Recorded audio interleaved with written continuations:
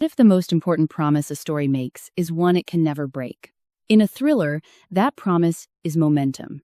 Today, let's break down how thriller fiction actually works, so you can build plots that grip readers and never let go.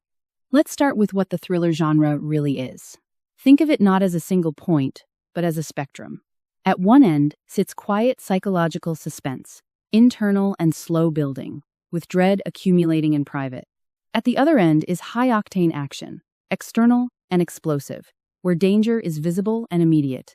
Between them, live espionage, legal, medical, and techno-thrillers. Each swaps in a different setting, but the core engine stays the same. Decisions are made before full information arrives, under time pressure that forecloses reflection. It's worth noting a key distinction here. Suspense gives the reader information the character doesn't have, and the tension is that gap. A true thriller has the reader and the character discover the truth together, under the same clock. So what does the thriller reader actually want? The answer is controlled adrenaline. It's danger experienced at a survivable distance. And there's a deeper pleasure underneath it.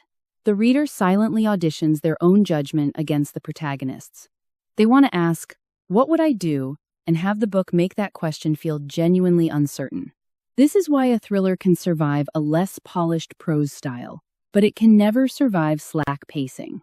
Lose the velocity, and you break the one promise the genre actually made. Now let's look at the hallmarks that define the form.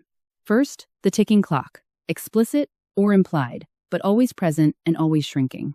Second, the revelation sentence, a short, blunt line that recontextualizes everything before it.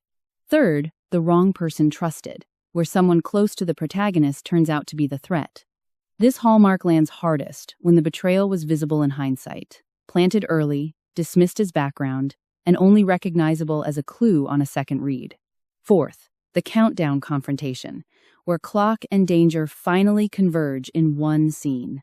And fifth, the chase, literal or procedural, but always a pursuit with the gap closing. Next, let's map the subgenres so you can place your own story. Espionage and political thrillers run on institutional stakes, tradecraft, and loyalty as currency. Domestic and psychological thrillers put the threat inside a relationship or a home. Legal thrillers turn the courtroom and the case file into the engine of danger. Action and military thrillers deal in physical stakes and external antagonists. Techno-thrillers use technology or systems failure as the source of escalating danger. Medical thrillers make the body, disease, or the medical system itself the threat. And romantic suspense overlaps heavily with romance, so decide which genre is dominant before you draft.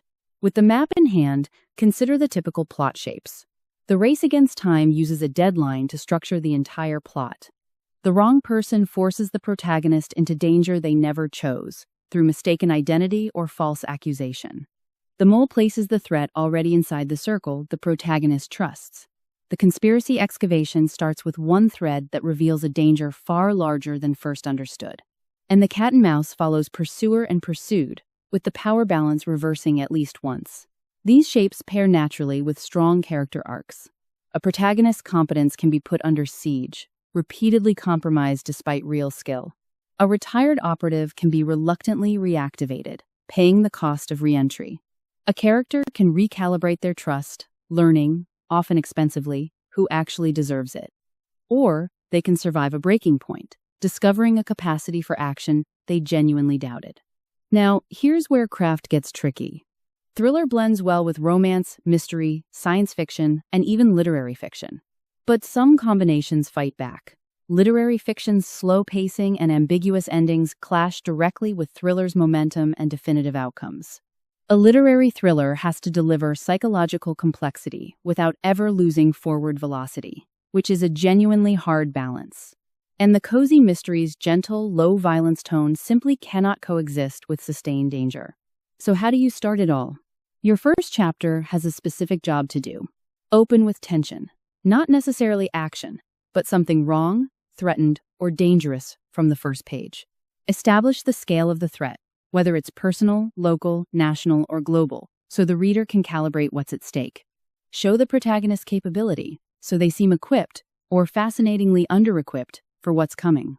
Create urgency through a clock, escalating danger, or an approaching catastrophe.